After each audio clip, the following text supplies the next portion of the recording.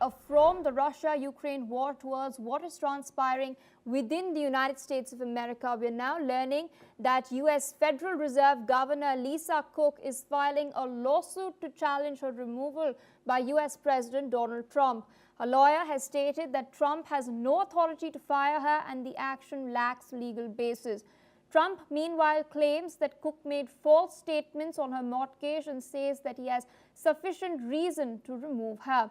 The Fed has warned that governors can be removed only for cause protecting monetary policy independence. Listen in to what Trump's comment was on Lisa Cook.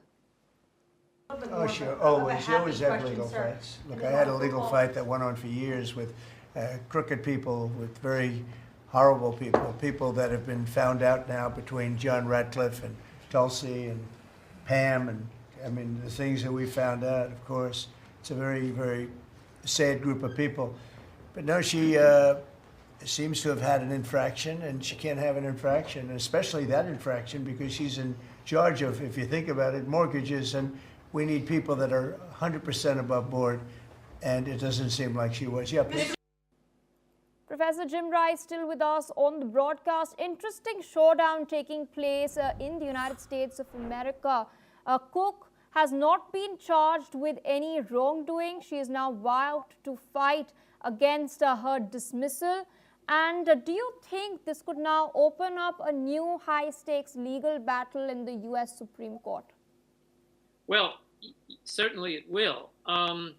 Very briefly, Trump is engaged in a full-scale power grab, and we can see this in a whole range of areas. And he's also engaged in a campaign of retribution against anyone who he perceives as his enemy.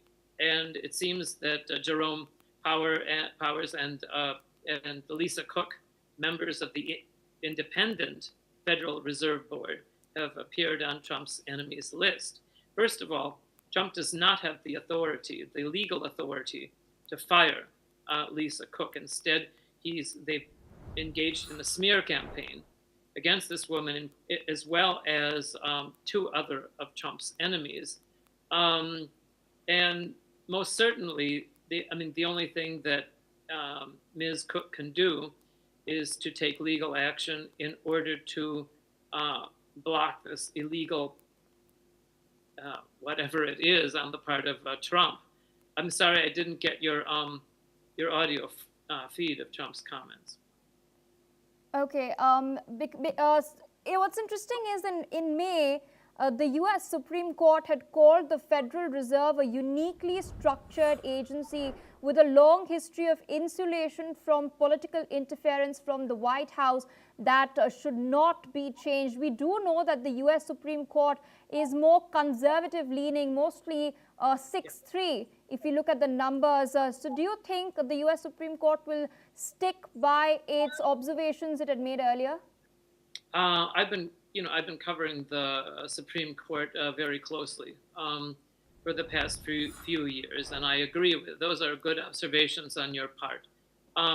It's my hunch that the Supreme Court is not going to go with Trump on this one.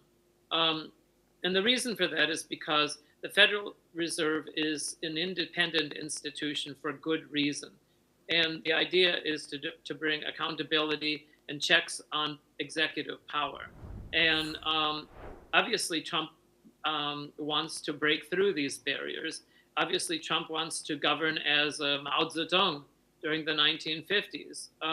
He has no desire to be constrained by the law. And we see the disastrous economic policies of Mao, and we can see how Trump's tariffs have created economic chaos in the United States and around the world.